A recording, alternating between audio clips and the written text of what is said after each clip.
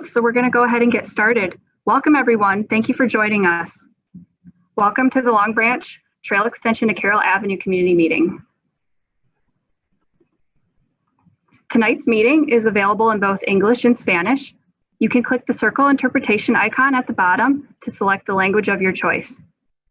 Our presentation tonight will be recorded and will be posted to the project website as soon as it is available for future viewing for you to be able to share with any neighbors who weren't able to attend tonight's meeting. You will not be able to speak or share your screen during the meeting, but we hope you will participate by asking questions and putting comments into the Q&A box. Feel free to type your questions throughout the meeting and we will answer them after the presentation. Again, the chat function will not be available, so please put all questions into the Q&A.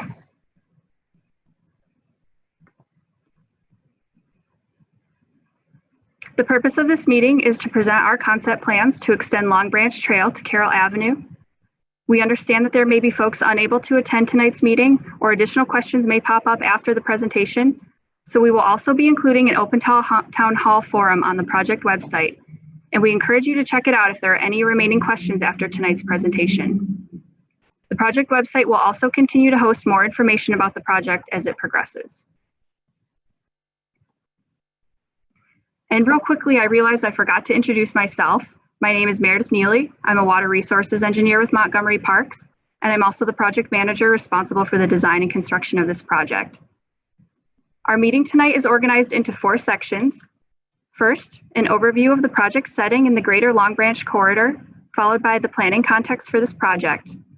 Then we'll get into the details of the project concept, including next steps. And the last part of tonight's meeting will be for answering your questions. Just another reminder that the chat function will not be available, so please put all questions into the Q&A and we will answer them at the end of the presentation.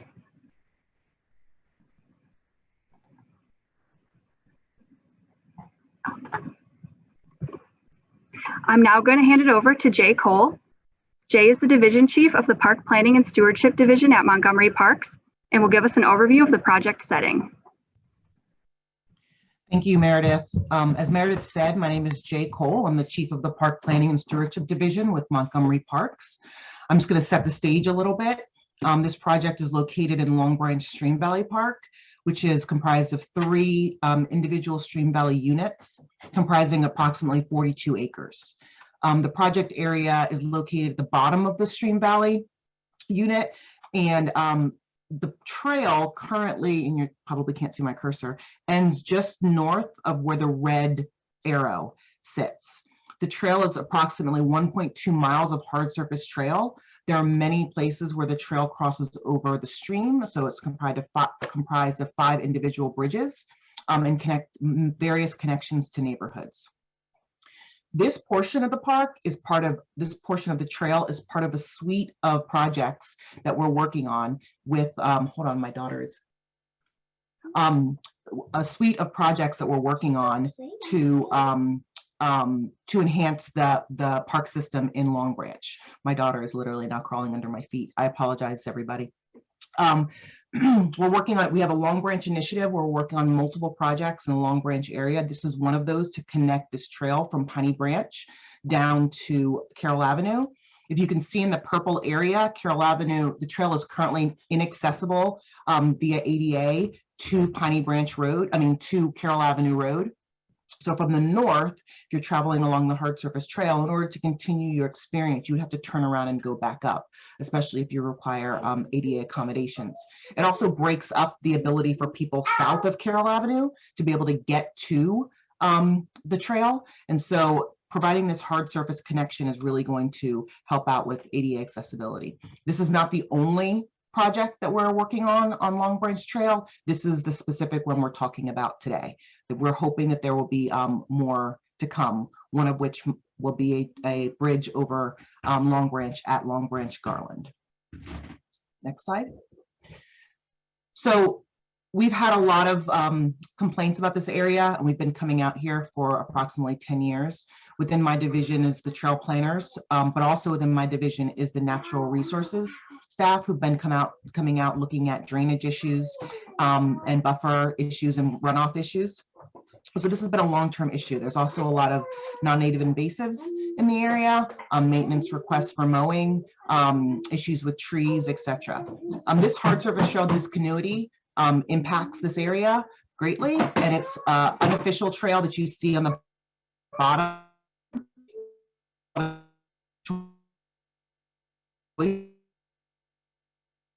trail, which is create a natural surface trail, which would be a sustainable trail connection. Okay, the next slide.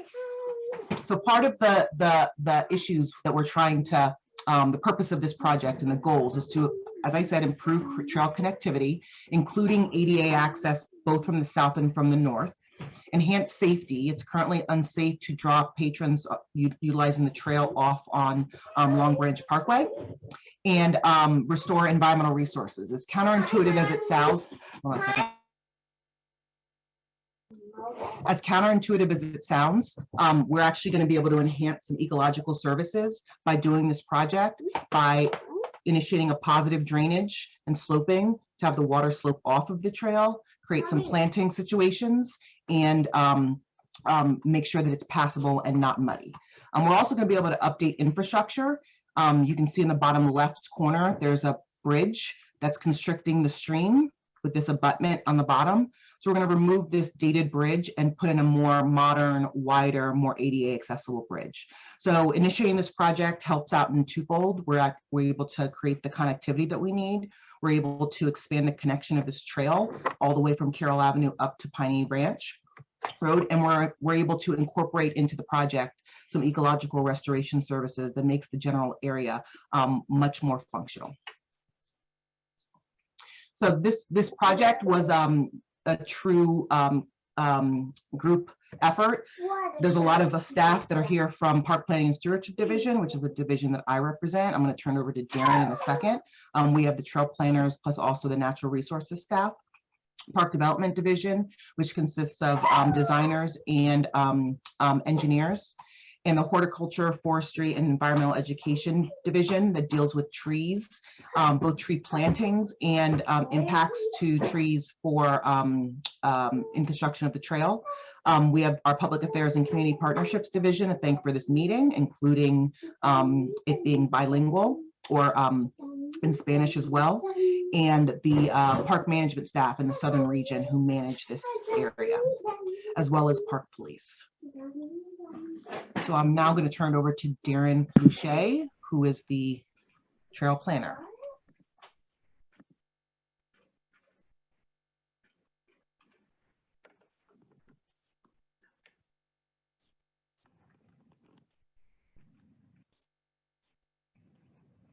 All right, can you hear me? Okay. Thank you very much, Jay. My name is Darren Fluchet. I'm the Trails Master Planner for Montgomery Parks, and I'm going to be describing the rationale for the Long Branch Trail extension today. My section of this presentation is organized according to 3 C's: context, conditions, and connectivity.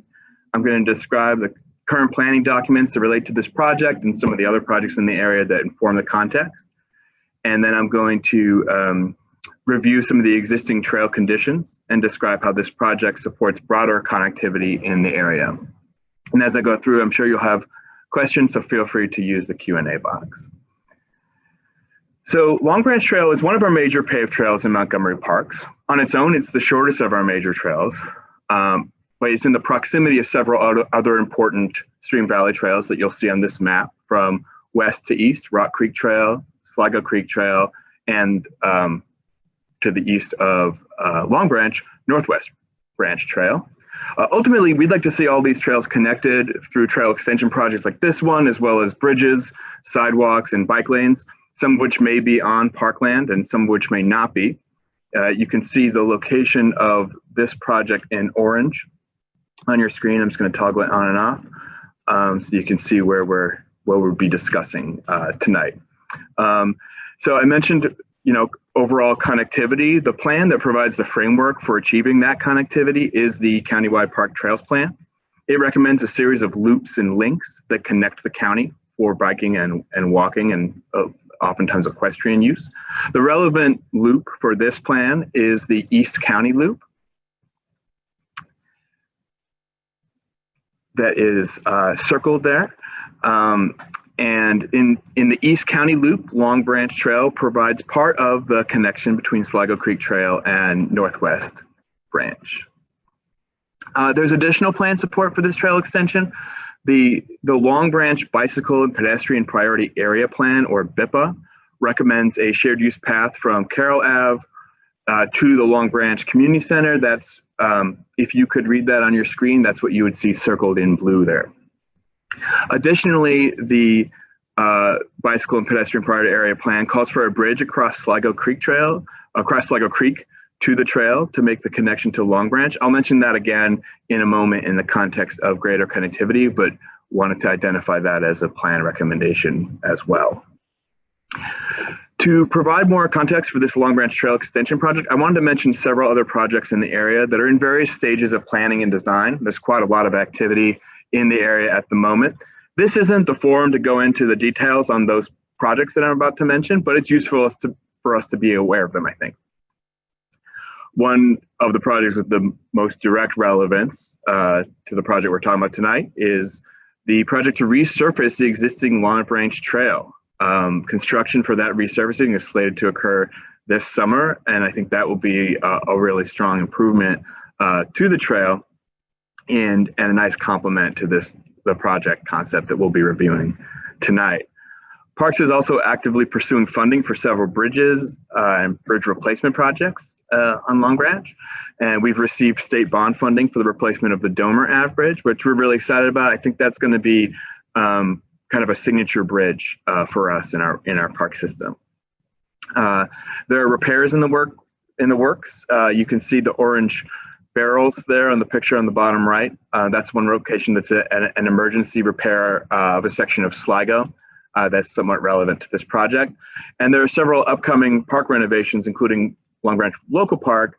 And I'll just note that when the Purple Line construction is complete, we will work on extending Long Branch Trail to the north across Piney Branch to the community center, as I noted in the BIPA plan on the previous slide. So there are also non-park projects that will support broader connectivity for walking and biking, such as a shared use path on New Hampshire Avenue that the city of Tacoma Park is doing, and they're calling New Ave Bikeway. So this project is part of a larger universe of projects, and we thought it'd be helpful to just discuss some of them. So now I'll pivot to review some of the existing conditions, the second C in my presentation tonight, in and around the project area. The existing paved trail is well used by the community for walking dogs and pushing strollers, for walking dogs, pushing strollers, older children, and bicyclists. If you can see that bicyclist in the distance there in the photograph. This was just all in a matter of a minute or two on the trail. But it currently dead ends in the road at Long Branch Parkway. And if you spend time observing trail users, as we've done as the project team, you'll see many of them get to this point and then turn around. And that's partly because there's no safe and fully accessible access beyond this point to Carroll Ave. As you can see, the sidewalk dead ends on Carroll Ave, and those sidewalks terminate at Long Branch Parkway and do not connect to the trail, as you can see in this picture. While Long Branch Parkway is generally low traffic and slow speeds, there can be tricky moments, such as when this tow truck was maneuvering through the parkway, especially for people with disabilities and people pushing strollers and folks that don't want to use the natural surface trail. The existing bridge does not connect to a sidewalk. It just dumps people out onto the roadway and does not meet Americans with Disabilities standards for that reason and for reasons of width as well. When users do cross the bridge, there's an unofficial, what we call People's Choice Trail, natural surface trail on the receiving side. In many places, there are redundant paths that have developed. This generally occurs when people are trying to avoid wet spots, and indeed, there are frequent wet spots on the trail in many places. There's also noticeable erosion. The tight boundaries of the park mean that it's not possible for us to relocate this People's Choice Trail with what we would consider better drainage and in compliance with our natural surface trail guidelines that would require slopes in more area that we don't have access to here. And as Jay mentioned, a paved trail with proper cross slopes will actually drain better and stay drier than this People's Choice Trail does. Now I want to shift gears to my final C and talk about connectivity briefly and talk about the greater connectivity that this project would contribute to. You can see on this slide the signs for the existing bike route to connect on-road to Sligo Creek Trail. And I just want to use Google Maps for a second to show first the project that we're discussing tonight. And then in that blue dashed line, you can see that the current signed bike route to Sligo Creek Trail on Garland. But we've heard complaints about the lack of sidewalks on Garland, and DOT has recently constructed sidewalks on Glenside, which is the next dashed line I'm showing, which helps make the connection down to New Hampshire Ave. And then I mentioned that bridge over Sligo. If we were able to complete that project, that would also provide a nice route from Long Branch to Sligo Creek Trail. So, and then finally, as I mentioned, after the Purple Line construction is complete, we will look to make the connection across Piney Branch to the community center and beyond. It's part of the Long Branch initiative that Jay mentioned and is facilitated. My final slide here is just the Sligo Creek and showing where that potential, future bridge, which again, not part of this project, would potentially go to kind of complete the connectivity section of my presentation. And so that was a little bit of the planning perspective on this project. And now I'm going to hand it over to Meredith Neely, who is the project manager who you already heard from, and she is going to talk about the project concept.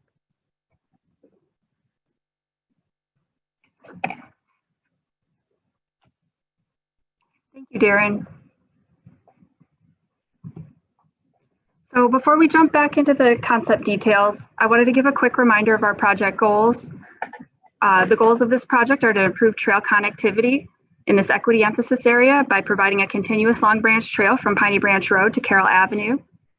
We're also looking to enhance pedestrian and cyclist safety by providing a continuous route that's compliant with the Americans with Disabilities Act requirements. We're also looking to restore environmental resources by completing things like tree replacement, restorative plantings, non-native and invasive plant removal, drainage and stormwater improvements, and floodplain and stream buffer habitat enhancements. And last, we're looking to update infrastructure by replacing the aging pedestrian bridge off Long Branch Parkway and moving it to a more suitable location. Parks completed an alternatives analysis that looked at 3 proposed locations for the bridge replacement, as well as a no-build alternative using Long Branch Parkway. Available space on the Long Branch Parkway shoulder is very narrow, and the stream wall also doesn't leave much room for a proper pedestrian landing off the bridge or a bridge foundation.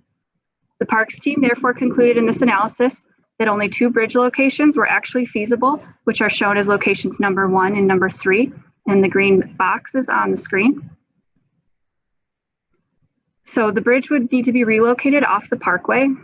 After evaluating natural resources for locations number 1 and number 3 above, we selected the preferred location at number 1 in order to minimize natural resource impacts to trees.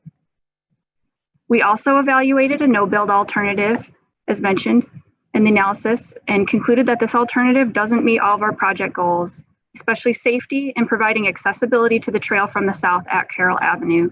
And it also doesn't address the environmental or maintenance concerns with the existing condition. The existing condition works for some, but not for all. As you can see in this photo, the existing Long Branch Parkway is narrow, and with parking on both sides of the roadway, there's limited space for pedestrians at times.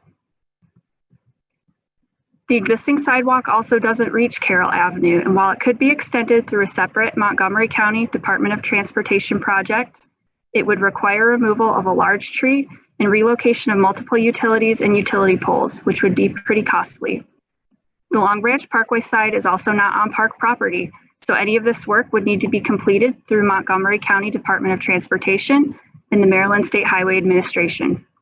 We understand from discussions with Montgomery County Department of Transportation that there are currently no plans to extend this sidewalk, and any future plans to do the work would likely be cost prohibitive due to the required utility relocations and also lack of space. So in summary, the no-build alternative doesn't work for all. The existing conditions on Long Branch Parkway do not provide an accessible connection to the existing trail, and it also doesn't address the maintenance concerns from our regional operations team or any environmental issues. So in order to meet all of our project goals, we'd like to present our overall concept for the preferred project alternative. Our preliminary concept map shown on this slide will also be shared on the project website following tonight's presentation. I'd like to point out on this slide a few key elements. The hard surface trail is shown in bright green. If you can see my mouse hovering here, here's the dead end of Long Branch Parkway and connecting to the south to Carroll Avenue. Bridge removal and replacement are shown in the light orange squares. The existing bridge off Long Branch Parkway is shown in the small orange rectangle here, and the proposed new bridge location is shown with a larger rectangle. We also have a stream restoration area in blue spanning the reach between the two bridges.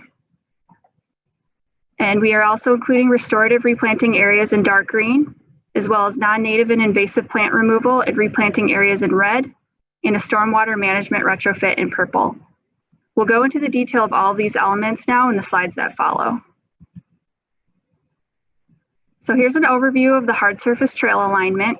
I'll point out here that the existing footpath is shown in brown, with the end of the existing Long Branch Trail shown in yellow and the terminus at Long Branch Parkway. And the connector from Garland Avenue is also shown in purple. The People's Choice Natural Surface Trail is well used, has poor drainage, is fairly compacted, and has widened over time, leading to loss of vegetation and localized erosion features. So our trail concept alignment mostly follows this existing footpath, but will look to consolidate some of the duplicative pathways and also to meander around critical root zone areas for key trees. The new trail would also include upgrades to make the path and trail accessible for more trail users, as well as a grass mow strip on both sides where possible. We'll also look to reconfigure the existing trail terminus at the Parkway dead end to better meet the connector from Garland. This project will be subject to county forest conservation and stormwater management requirements, and we'd also incorporate drainage and site grading improvements into the trail design by designing for sheet flow off the new trail and by providing positive drainage towards Long Branch in areas where we're changing grades. We'll also utilize low impact design and construction practices, including things like minimizing the area of disturbance as much as possible, utilizing an above grade trail section in areas within the critical root zones of trees, runoff disconnection and sheet flow to riparian areas, restoring ground cover vegetation, and encouraging infiltration in the floodplain through things like riparian plantings and soil scarification. Here's the existing hard surface trail terminus on the right and the Garland connector on the left at the Long Branch Parkway dead end. The project would look to reconfigure this area in order to provide an improved and safer connection to the existing trail from the Garland connector. Compaction and erosion have exposed many tree roots within the People's Choice Trail. To help address this, the trail design would include an above-grade trail section, as mentioned, in these areas, which would also include a layer of root aeration matting in order to help protect existing trees. Our concept also includes replacement of the pedestrian bridge on the Parkway and moving it to the preferred location for trail connectivity, stream hydraulics, and protecting natural resources, which is approximately 200 feet upstream from the existing location. The existing bridge is in poor condition and doesn't meet current park standards or Americans with Disability Act requirements. We also know that the bridge surface is slippery in wet and icy conditions. The bridge constrains the stream, which you can see in the bottom two photos. The location on the roadway with such a narrow shoulder is not suitable from a safety perspective. By moving the bridge off the roadway, the new location will help improve pedestrian safety, help protect the bridge integrity, and be a more effective park resource. We'll also look to upgrade to a steel or fiberglass bridge with a wider deck that meets American with Disability Act requirements and park standards. We'll also remove the existing bridge and above grade areas of the abutment and restore that area to a more naturalized condition with replantings. Here's a photo of the existing bridge abutment on the opposite side of the parkway. You can see the poor structural condition of this abutment and also the high water mark from stream flow events. Here's the proposed bridge location, which shows existing heavy use as a stream crossing for foot traffic. Our project will also include stream restoration between the new bridge and the existing abutment removal. This work would start upstream of the new bridge location and use stream structures to tie in with the bridge design.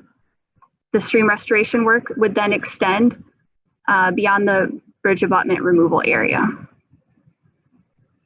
Some components of the stream restoration work include stabilizing the existing stream banks and removing portions of the stream wall where it makes sense, removing pieces of large concrete debris where possible, protecting infrastructure, including the new bridge, Long Branch Parkway, and a sanitary sewer crossing in the project area. And the work will also help improve aquatic habitat in this segment of Long Branch.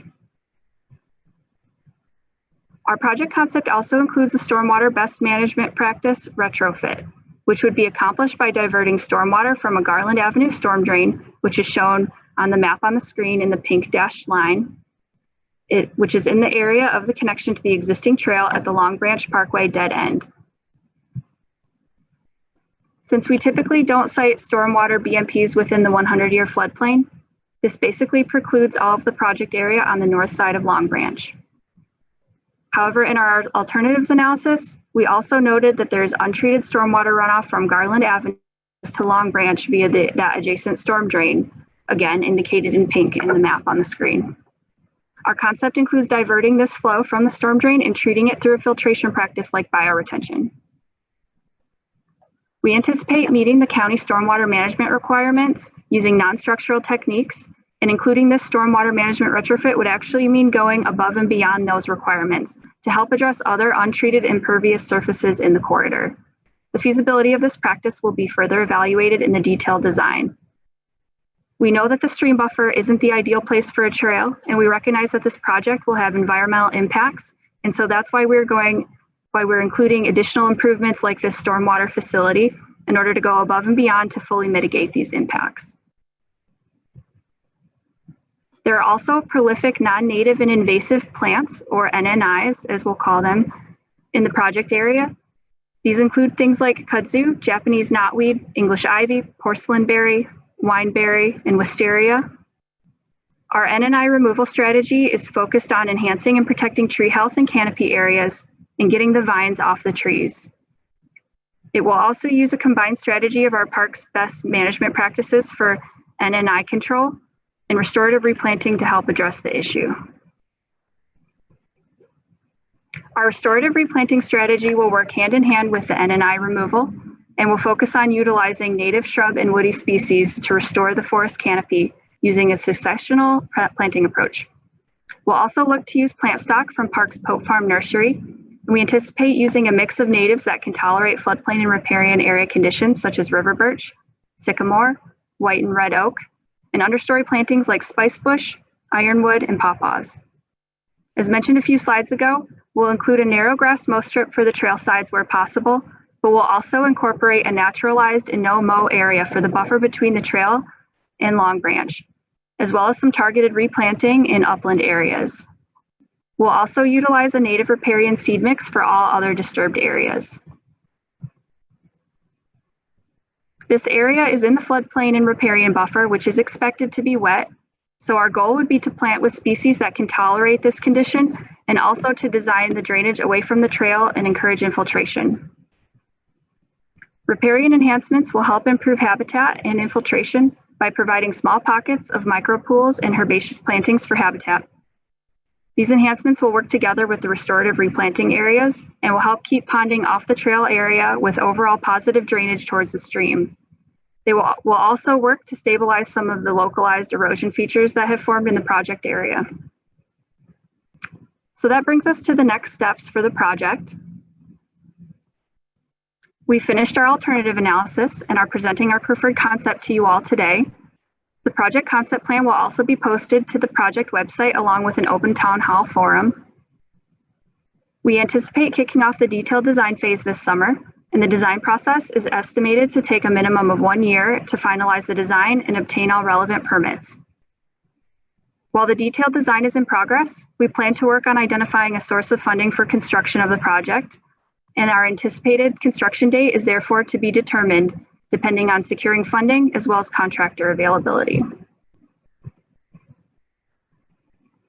As said again, and I'll mention it one more time, our preferred concept will also be posted to the project website. There will also be an open town hall forum available for your comments until July 31st.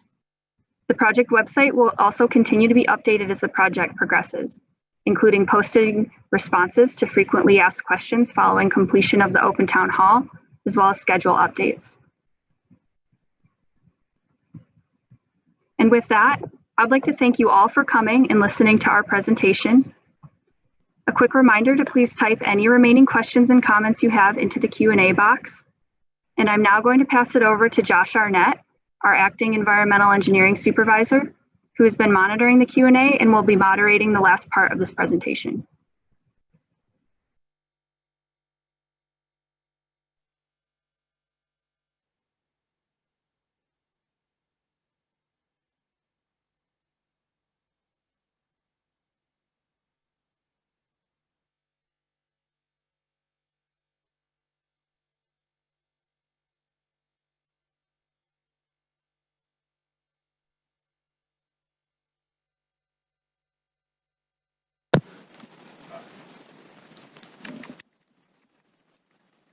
Can you hear me now? Okay. Let me start over. Hi, I'm Josh Arnett. Sorry, a little technical difficulty. I'm the Acting Engineering Section Supervisor for Park Development Division, as Meredith mentioned. I've been looking through these questions and I will be facilitating the questions and answers this evening. I will be answering some of the questions, but I'll also be passing around to some of our presenters so that we can give you the best answers. We have set aside a good bit of time for answering questions, and so we appreciate them coming in and keep putting them in there into the Q&A section so we can address them. And I'll be paraphrasing some of the questions. We've had some repeating questions that we'll kind of lump together, and I have a lot of screen switching going on, so bear with me for any delays. But it does seem like there's been a lot of interest in this project, and we appreciate that. So with that, let's get started. Some of the first questions come in actually are outside of the project scope, but they reference the Long Branch Trail connection at Prospect Street in Glenside. And I was actually out there today, and they reference the trail being in poor condition. So let me reiterate that we do have a series of projects going on along Long Branch Trail, one of which that should be starting very soon is the resurfacing of the existing Long Branch Trail.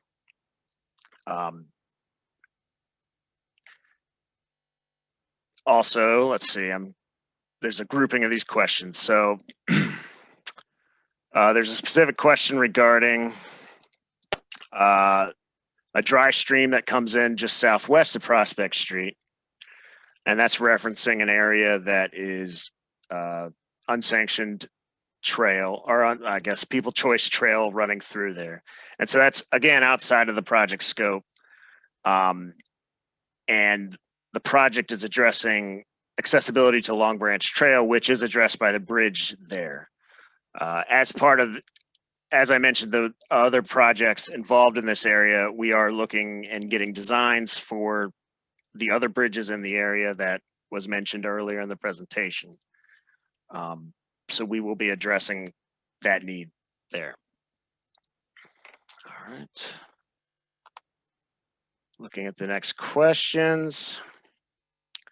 One of the questions, or actually a series of questions, we're asking,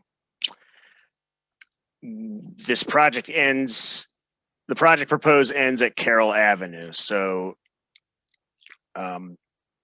they have concerns about, is that safe and how are we going to end the project there? Okay. I was going to pass it over to Darren to give you a good answer for that. Sure. So Meredith, I don't know if we could go back to the map screen.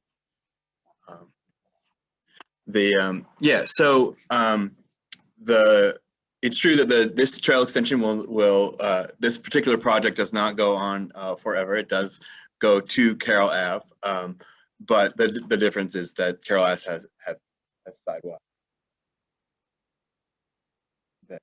that pedestrians will be able to access, and then that will get them from Carroll Ave all the way to the beginning of the existing part of the Long Branch Trail. Sorry, I'm trying to pull a map up here. And then there are several ways for people to continue on that I mentioned earlier in the presentation, that either have sidewalks or are low volume bike routes. I did see, not to anticipate too much, Josh, but I did see some questions about whether or not we would consider continuing the trail, the paved trail, on the other side of Carroll Ave to Sligo Creek and through Becca Lilly. And I'll say that's something that park staff we're looking into. We're considering. There are several constraints about that, including possibly the need to acquire some property to make that connection. And it is a fairly constrained stream valley in there, but it's something that we certainly understand the need for, and we'll look into as part of the update to our countywide park trails plan. So thank you for that question, because that's we certainly, from the trail section point of view, understand the value of that connection.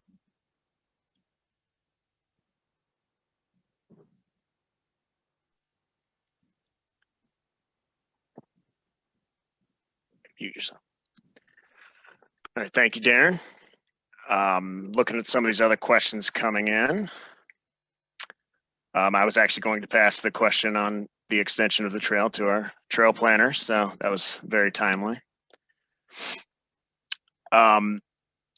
So we did get a series of questions that came in that were answered by the presentation, including why we can't continue just down Long Branch Parkway.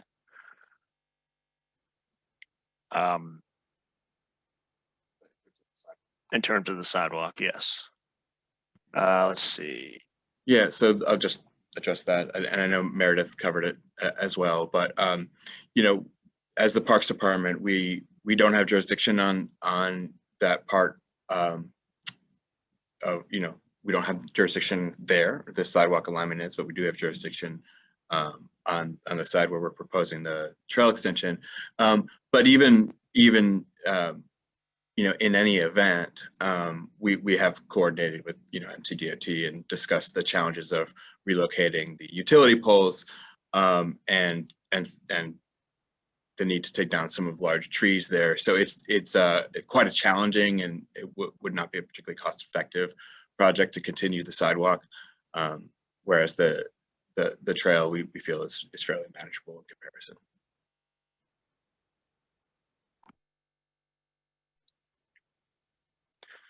Thank you, Darren. Quite straightforward question. What are the estimated design and construction costs? We're obviously in the early concept phase, and we are estimating at this time that the total cost would be around $750,000.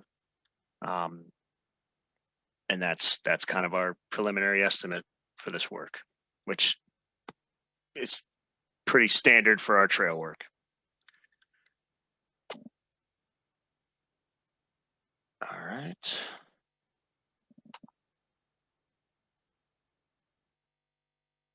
So I'm just looking through the questions.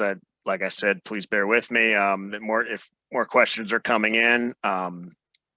It doesn't seem like an overwhelming amount, and we obviously have lots of time, so it does sound like we might be able to be respectful of everyone's time and get home a little early. So Yeah, I'll just add real quick that the construction costs that Josh said include a appropriate for concept level contingency as well, and would cover the total project cost, not just the hard surface trail. So I just wanted to add that.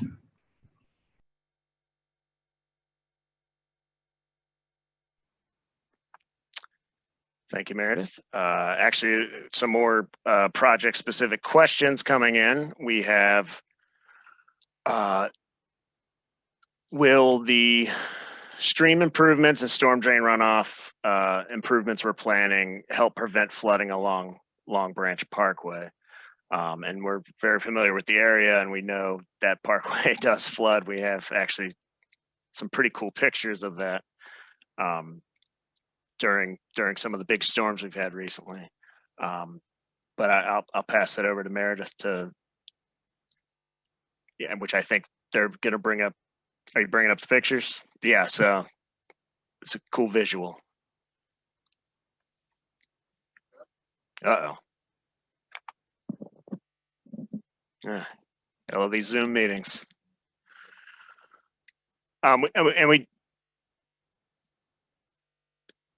Yeah, we actually got some pretty cool photos last September when we had that historic rainfall event, which is not a typical event that we would be designing things for, but you know, as a water resources engineer, you know, I got to geek out on this stuff. So I think it's a tricky question to answer, because we don't design things like small stormwater BMPs like bioretention for storm events like this. And we're not far enough along in our design process to understand, because the project is in the floodplain, we'll have to do quite a bit of analysis of the stream to make sure that the bridge is appropriately designed. And we're not yet at a point where we've completed that analysis. So we're not at a point where we could give any answer about how it will impact that. But I think we can confidently say that it's definitely not going to make it worse, because the improvements that we'll be adding will be mitigated by things like the bioretention and the other improvements that we'll be doing on the other side of Long Branch. But we do have this condition in mind, and this will be thought about in the design process. I'm not sure if Josh or Andy have anything else to add to that. I will add, we of course, with the removal of the existing bridge and the stream work, you know, we would be removing pinch points as we do our design, which is common in how we do our design. So there will be benefit, but the beauty of these pictures, I mean, this area is in the floodplain, and the beauty of these pictures show that, you know, storms like these do happen. So even when you are mitigating for this, it's not like you magically remove all the water from ever flooding. Yeah, this is Andy Frank. I don't know if you can hear me. We can hear you, Andy, and Andy Frank is our Park Development Division Chief. And so go ahead, Andy. Thanks. Good evening, everybody. We get this question a lot whenever we're doing projects near our stream channels. And as Josh and Meredith were alluding to, the watershed going to Long Branch to this point would not change very much. So the amount of water coming in is going to be relatively the same. Adding in stormwater practices to catch the water off of above the project, and removing the bridge, the existing bridge constriction, will certainly help some of the floodings, particularly upstream of Long Branch Parkway. But I also want to mention that we are committed to doing a lot of restoration work in Long Branch, going up into the headwaters. And over time, Parks has invested a fair bit of money and effort working with Friends of Sago Creek, the city of Tacoma Park, and others in trying to improve stormwater conditions along Long Branch. And we're going to be continuing to do this. So the short answer is This project will have some environmental benefits to the stream reach in terms of aquatic habitat and stream function. And our overall goals for Long Branch as a stream system in the long run will have positive impacts on this area. We wouldn't expect, though, a significant change from what you see out there today, but we will have some minor improvements that we believe will be healthful for the stream channel as well as the community using this park area.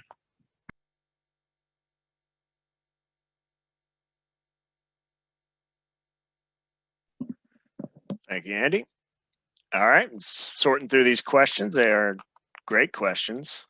Keep them coming if you still have them. We do have a question regarding trail widths, and we are in a concept phase. The idea would be to match what our existing Long Branch trail is. And I will actually let Darren chime in a little bit on that. Okay. Yeah. So we haven't made a final determination on trail widths yet, but we are, when we're resurfacing the existing Long Branch Trail, we are doing so at 9 feet to to match the current width, and try and take into account some of the constraints of building a paved trail in the location where it is. And so we're still kind of determining what that final width will be, but it'll probably be in the neighborhood of the existing trail widths.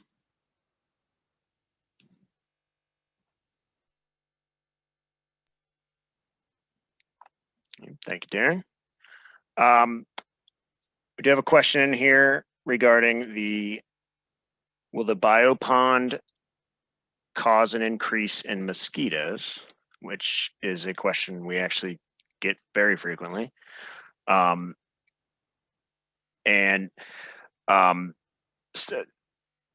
stormwater management practices are designed to drain quick enough that mosquitoes won't breed. The way this question's asked, an increase in mosquitoes in a floodplain is an interesting question because there are mosquitoes. But I mean, my answer to an increase in mosquitoes would be no. And I know we have many people on this in our panel that deal with this question more. So if either of them want to comment, feel free to I can jump in. This is Jay from Park Planning and Stewardship. So a couple of things with stormwater management facilities. I know that they get blamed a lot for the mosquitoes. The most rampant species of mosquitoes that you're going to encounter, especially in urban areas, are not, they don't lay eggs in natural areas. They're in your gutters, in your your planter boxes, those kind of things, the same species that had Zika, if you remember a few years ago. In natural conditions, which is where the pond was, where Josh was talking about the pond, the water drains out. The life cycle of mosquito needs at least 14 days, and ponds are designed to drain. The type of ponds that are designed here are meant to drain within that time frame. There are also plantings that are done around ponds that sort of increase that predator-prey interaction. So the small pond with the plantings that are planted in the ponds, a whole bunch of critters love mosquito larvae. They're slow, they're fat, and they're yummy. And so normally speaking, as long as you have a good habitat around them, a small pond like that will not breed the excessive amount of mosquitoes because all of the insects in the area will devour them, quite honestly. So the majority of the species of mosquitoes are within about 50 to 100 feet of your home.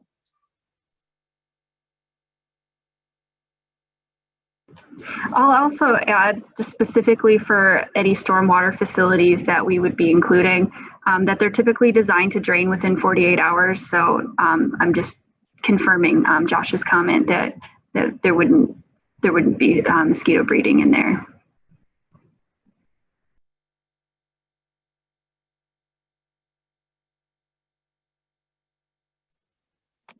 Okay, just looking through some of these questions, making sure I'm capturing them. We had a question about that it sounds like there's some wet areas up near Garland that at one point was suspected there were WSSC leaks. From talking to our maintenance staff, that has been tested in the past and it was not caused by the WSSC leaks, but there is natural water in that area. So that's just a straightforward answer there.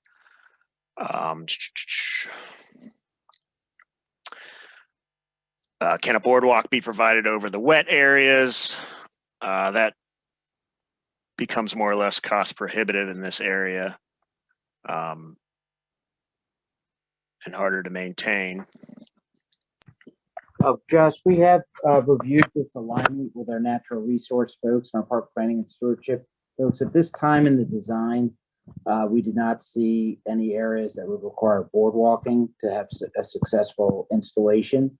If that did come up in the design process, we would certainly address it. And if that became a necessity, we would look to implement that. But at this time, our concept plan and our internal coordinations and we did not see areas that we would be boardwalking.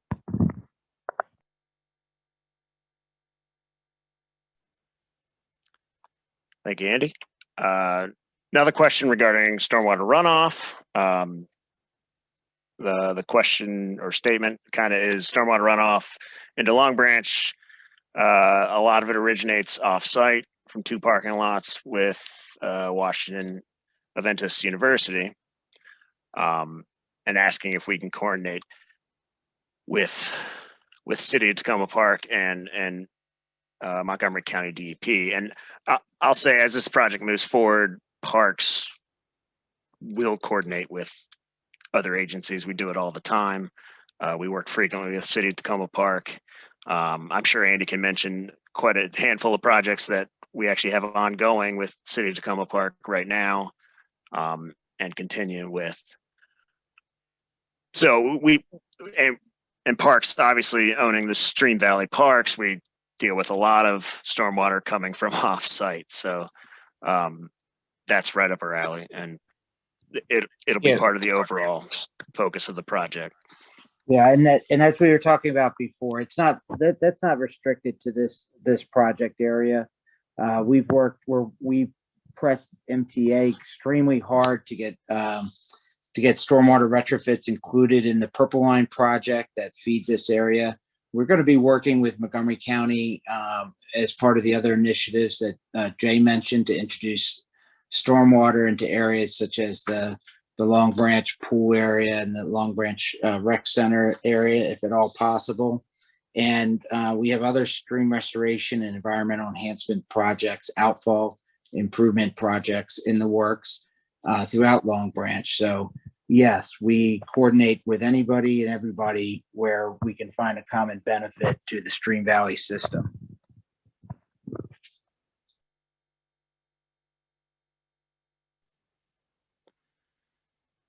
All right, so switching gears back to some trail questions. Let me see if I can group some of these together for you, Darren. Okay, so we have a handful of questions about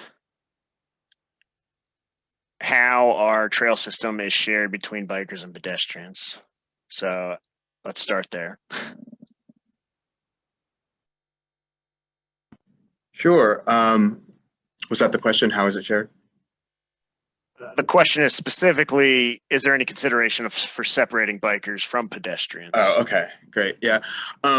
Well, so typically when we have enough width and trail volumes to do that, we look for opportunities to do that. I think this is probably too constrained an area for our trail width to accommodate separation, modal separation in that way here, but it's a good question. And, it's something that we look to do when the opportunity arises. We do deal with a lot of constrained areas because we're in a park that has a lot of our parkland for those reasons, right? So we try to balance all of those things.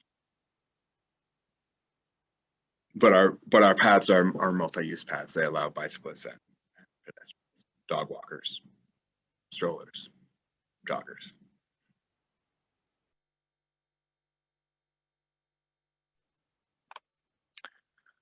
Yeah, thank you. I was out there today, and I believe there were more dogs than people on the trail, so which is always fun. So here's a kind of a broad question: is what is the anticipated impact on wildlife? Trying to think. It's a tough question for me, being an engineer. Jay, I don't know if you have kind of an answer for that. I do.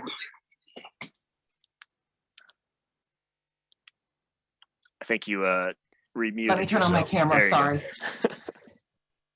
I did. So, take my earphones out. Wildlife corridors in general, this is because there's an existing width associated with this, the corridor where we're going to put the trail. We're not fragmenting an existing forest, so we don't have any migratory issues, or we're not cutting out a buffer to allow for animals to sort of traverse the trail. When we do bridge projects, in general, the stream restoration that's associated with it, we will block off the stream on either end and we'll dewater it, and we'll go in and do a fish rescue to ensure that the stream work doesn't negatively impact any of the aquatic species. My staff go in with backpack electroshockers and remove all of the animals, put them in buckets, and then redistribute them downstream, and they stay there throughout the project just to make sure that we're not negatively impacting wildlife with the project.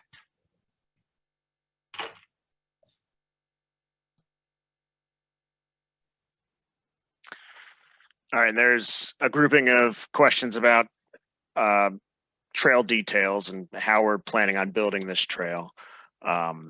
Questions range from, what the raised path means and how do we build trails in here without harming tree roots.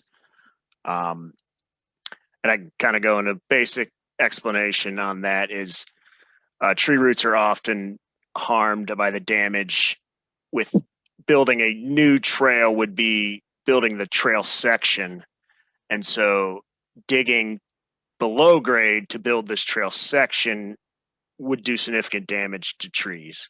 And I will state I'm an engineer, and that's why we have on these teams multidisciplines, and one of the people on our team is our parks urban forester, who will be heavily involved in this project, has been heavily involved in this concept, and will continue to be heavily involved all the way to construction and through construction. That's the beauty of having him on these projects. And he makes sure we don't go the wrong route for the health of these trees. The raised pathway is, as it states, you bring it above the existing grade by putting in a stone layer, which less compaction on the root in that regard. So it keeps the roots alive and has a less severe impact. And part of the project as well, with some of our construction techniques that we've been developing over the years, because Parks loves trees more than most, is a low impact approach where we are not taking a swath down to build these trails. We are building our way in and out in the same footprint, much less impactful and successful in keeping mature trees alive. Much more successful. I don't know if my sentence kind of ran on there, but That's right, Josh. And our project, not only will we have design details that will include root aeration matting where necessary for above ground trail, we'll also be doing pre-construction field walks with our urban forester, as well as the planning department's code enforcement inspector, because we have already been working with the planning department on the anticipated requirements for tree protection with a forest conservation plan for that. So there will be plenty of folks who are, I am also an engineer as Josh, but we will have plenty of folks before, during, and after construction, making sure that the contractor is staying within their requirements and protecting tree roots to the degree necessary and possible for this construction. I'll also add that during construction, we also use measures such as tree protection fencing and mulch access paths where we need to protect roots. And those are also dictated by our urban forester.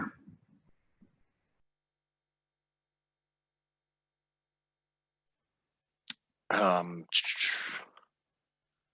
right, continuing on with plantings and trees, will there be an increased budget for ongoing NNI maintenance? There's a budget allocated for the project for NNI treatments. I think the answer to that is that we do understand probably better than most that the part of the treatment is also the maintenance of it, because they do come back, especially all the vines growing here. And that's probably a detail that we'll be working out as we're working on the design, figuring out what requirements will be needed for ongoing maintenance of that and figuring out how it's going to be paid for. There is not budget been allocated yet for that. Just to clarify that, this project's being paid out of our CIP program, and as part of that, we will have we will be doing pre-treatments to construction, treatments and removals during construction, and we will have a series of post-construction treatments. Now, of course, those will be eventually will end, and then this area will be turned over to our operations and our horticultural, forestry, and environmental education group, in coordination with our park planning and stewardship division, will ultimately have responsibility for maintaining long-term non-native invasive management in this area. But we are certainly programming in robust efforts for treatments as part of this trail project.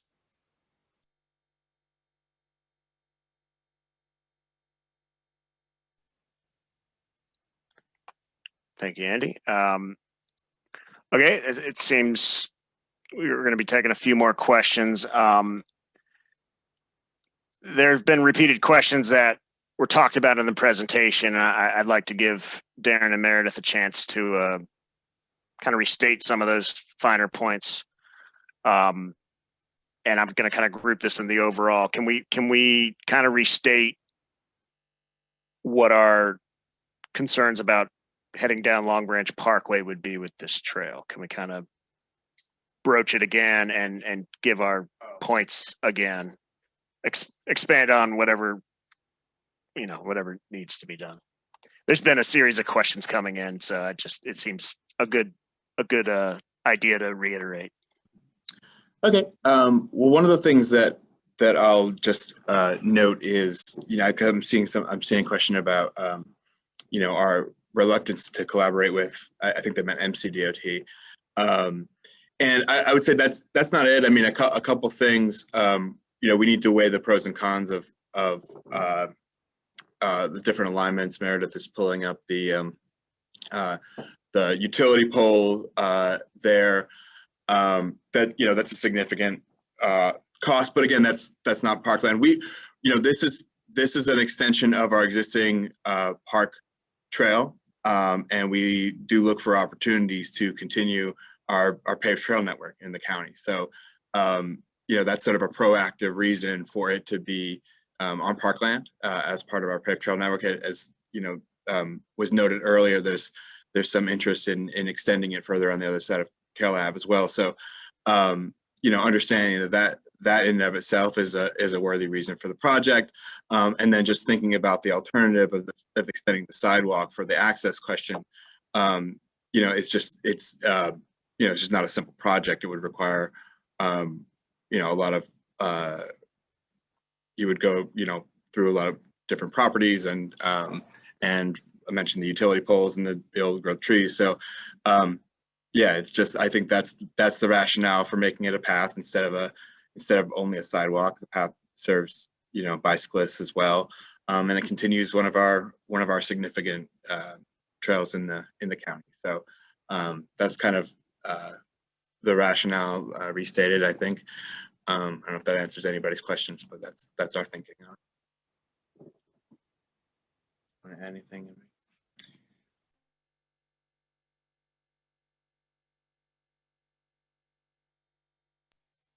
A new question came in, or it sounds like it was a repeated question that I might have missed. I think it's the Montgomery County Fire and Rescue Squad. Have they been consulted about their use of the park in this location? Sounds like multiple stations use it for training.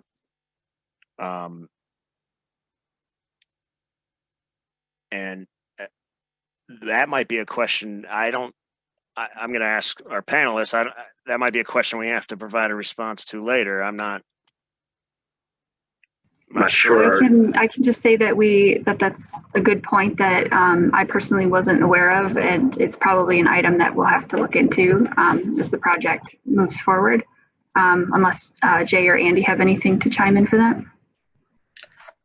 I'm not aware of any special arrangements for the fire department to do exercises in the park. They may be doing exercises along Long Branch Parkway. We'll reach out to our operations folks who have a little better idea of the day-to-day operations that occur here to get there. But there's nothing about this project, implementing this project, that would negatively affect fire department access to the residents in this area. In fact, if anything, it would enhance access in the park area.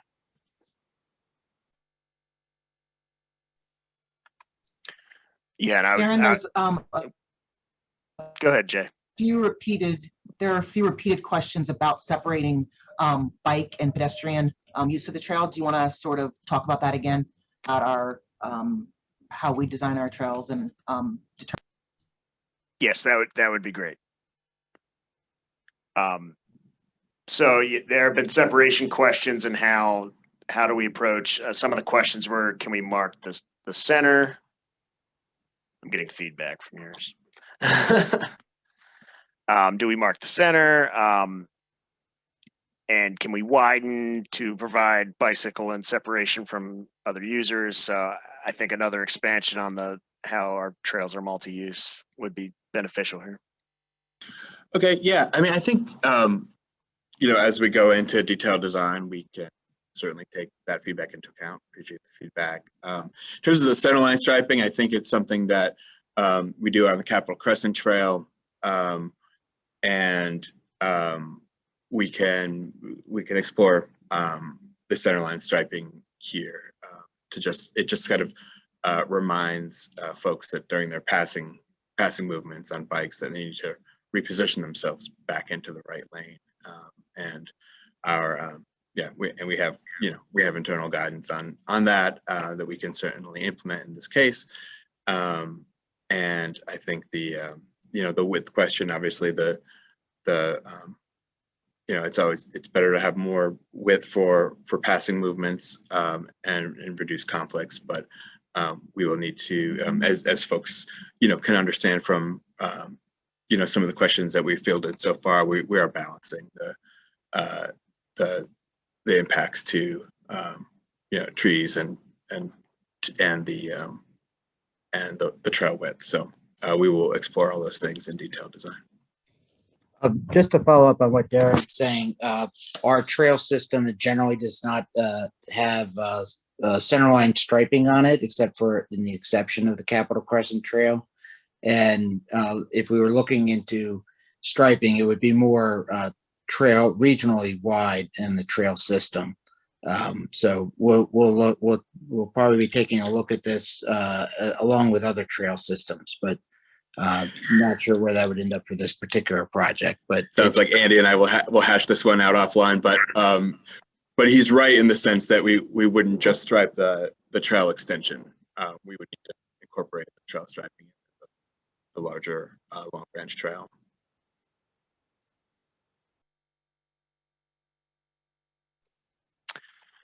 All right, so I think we have time for a few more questions. We are getting closer to our end time. I'm seeing a series of questions here that tie into our concept transfer to detailed design, and there's a lot of items and questions in here, which I'll say in a minute, that we will look at deeply in the detailed design. One of the questions I saw was referencing specific plants near our proposed bridge location, and that is something that will get looked at heavily when we do the detailed design for the specific alignment of the new bridge. Conceptually, we know this area is what works best, but shifting it can make all the difference, as we know, in protecting our environmental resources. And we're going to have probably at least 3 or more people on the team that can make that call of this is important, protect it.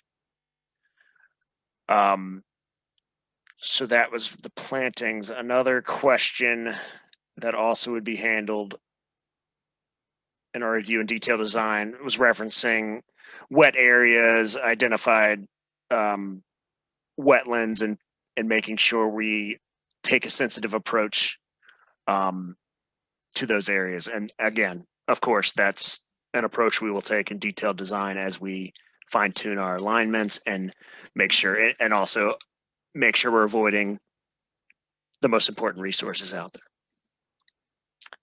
All right, scanning through some questions. Y'all have asked a lot of great questions, and we really appreciate the interest in this project. There are still questions about our trail building detail and how high the trail will be brought up and what effect that has on drainage. As part of the design and construction and the grading of the trail, it's not a trail that's then going to have a drop off. It will have graded shoulders. I mean, it's sensitive. When you build a new trail, it's sensitive to that, that, you know, you wouldn't pull people off the trail and have drop offs like that. So it's kind of a misnomer, and kind of, without seeing it, it's hard to describe in this type of setting. If people are interested in how our restored, rehabilitated trails look, we've done some recent work on Rock Creek Trail near the north of Connecticut Avenue. You can see in that case a system where we have installed and rehabilitated a trail in an environmentally sensitive area, and I think that's a decent model for folks to look at. We're also, as everyone has said, we're going to be starting work on the Long Branch Trail renovation project this summer, and you'll see some of the techniques that will be in play there. Also, we have another project starting up on Sligo Creek north of University. That'll be coming hopefully in the fall. So there's a lot of things. You know, these are not new techniques that we haven't used before. So plenty of places to look at where this type of thing has been installed in Montgomery Parks.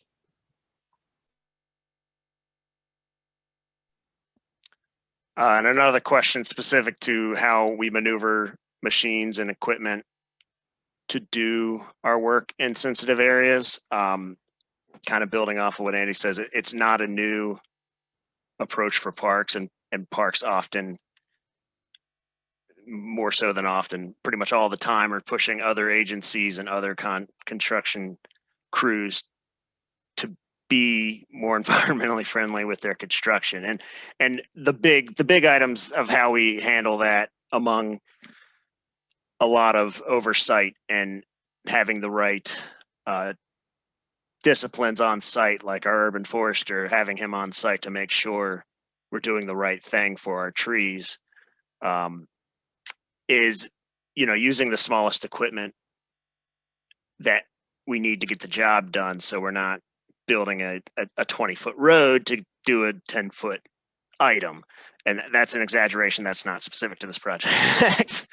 So not using oversized equipment. So we need large areas in order to get it in there, and also selecting our access smartly to protect our resources. And also, and as Meredith mentioned earlier, tree protection fencing to even if we're not on site, it's a visual and a barrier to prevent machines from going over there. Planking our trees so we don't scar them and damage them as we're moving close to them. And just making sure all the disciplines are there at the pre-con to walk when we go into construction, and make sure the workers on site understand they're not here to just do what they see on the plans, as well as they're here to protect the stuff we are trying to protect, which is extremely important to us. So that I like that question, and we get to have this speech a lot with with WSSC, with other agencies that are coming into these environmentally sensitive areas on our parkland, in order to make sure we continue to protect it while also being able to protect infrastructure.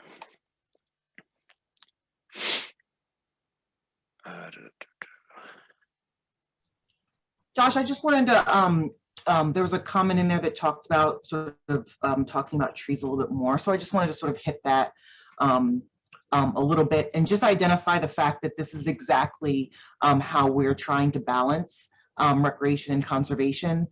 Just in this presentation, and we understand from both sides, we have people who are requesting a wider trail and the same amount of people who are requesting us to protect trees. That's the balancing act that we do with all projects.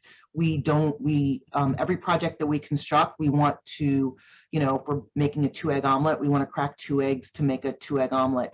We want to capitalize on being in there. A lot of these things that we're proposing here, the habitat restoration, the tree planting, and the non-native invasive work, would not have been possible if we could not piggyback on top of this trail project. We wouldn't be able to come in, or we wouldn't likely come in to do just the stream restoration work. We'd want to remove the bridge. So it's all sort of a cumulative, approach to getting this done, but we are trying to balance both things. We don't want to come in and make it over a widened trail. We don't want to come in and make it under a trail that's impactful to users, but we're also trying to conserve as many trees as possible. If you look at the alignment of the trail, a lot of that was done through the alignment of the trail. We walked the trail system to see how we can get a trail in there that would impact the least amount of trees as possible, while also making way for some restorative plantings. And then there was another question about, I think I just got the trees question. I just wanted to make sure that we were talking about adequately discussing the impacts to trees.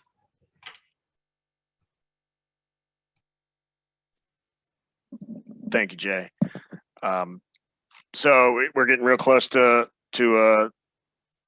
stopping time. I think we got a couple more questions, and like I said, these have been great questions and very much appreciated. And I'd like to leave just a minute for final thoughts before we wrap up the presentation.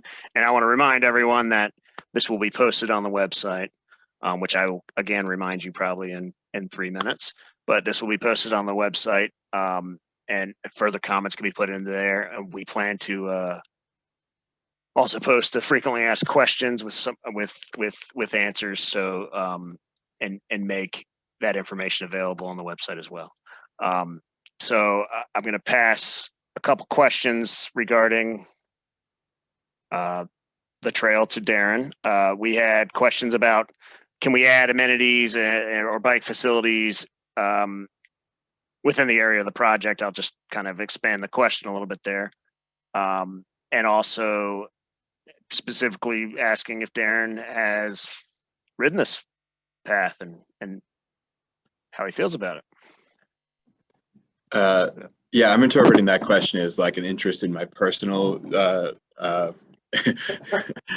park bicycle habits and no, yes, I have ridden my bike on Long Branch. I've biked on all of our park trails and walked and hiked them. So I've walked this and I biked it. I don't think I've ever walked a dog on it, but definitely aware of all the feedback we're getting on the width. Certainly very, very sensitive to that. Very appreciative of those comments.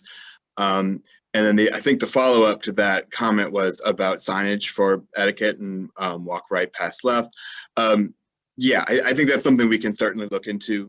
And I think it's, yes, we can just touch and base with Meredith so that we both, sort of connect on that down the road.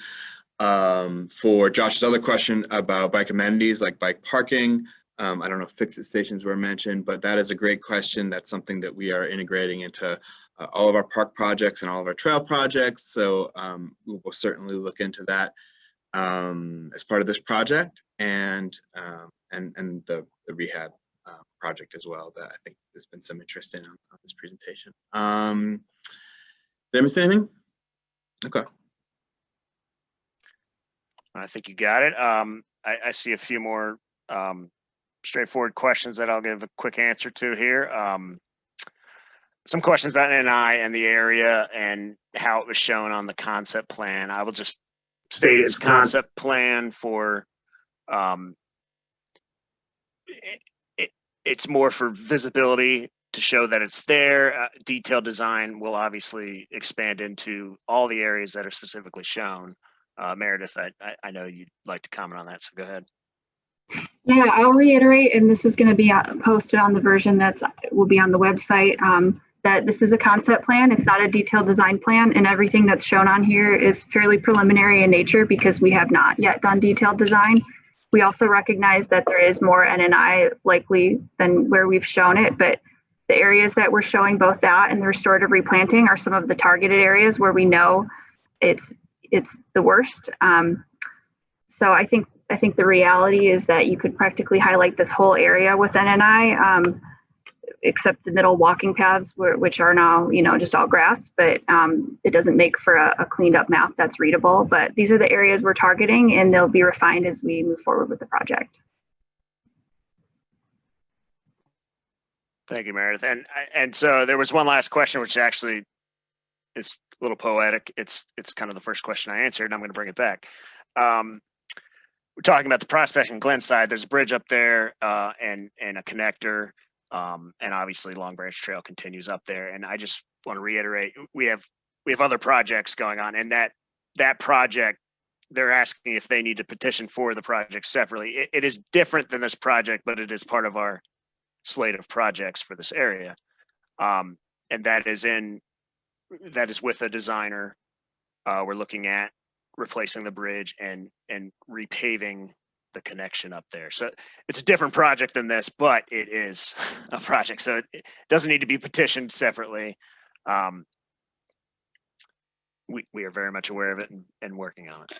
But we do appreciate you guys bringing up the recognition that we own a lot of older infrastructure, and we're always working with the county council and trying to get our budgets in line that will allow us to do more proactive upgrades and modernization to our existing facilities. So we do appreciate any support that folks have. We recognize people are on the phone here because they love this area, they love the park, and we believe that they love the amenities in the park. We recognize that this is an aging area in terms of infrastructure, and we are looking to aggressively request additional funding to allow us to implement projects like the Prospect Bridge replacement and that connector. And, we make our ask in November for additional funding. County executive comes out in mid-January, and then it goes to the county council going towards May, and hopefully resolution at near Memorial Day. So we appreciate any advocacy. We'll be asking for it in November, additional funding to fund projects like this. and any advocacy or help and support talking to decision makers and council members as far as providing funding to allow us to be responsive to the needs there. We certainly understand that Prospect Bridge is is aging infrastructure, needs to be rehabbed, and as Josh said, we were out there actually today looking at that with a consultant, seeing if we can get a design started. So thank you all very much. All right, and we are at the end of our presentation. I mean, this has been awesome, and my simple vocabulary, it's been awesome. The interest, the questions, we have supportive comments, we have tough questions for us to answer, and it's all, we appreciate it greatly. Just a reminder, you know, this isn't it. We're posting, I believe, this presentation in a couple of days, or a week or something, however long it takes us to get it compiled and up on the website. We have open town hall where we're posting the presentation. We'll have the concept map up there, and you can continue to share with interested parties, get comments in there. I believe the open town hall, if I'm not mistaken, is open until July 30th, which gives us 45 days of it open. 31st, sorry. I forgot how many days we're in July. And so the project website is going to be your best friend to know where we're at and our updated progress for this project. But I appreciate everyone spending their time with us this evening and asking the questions and showing your interest in parks.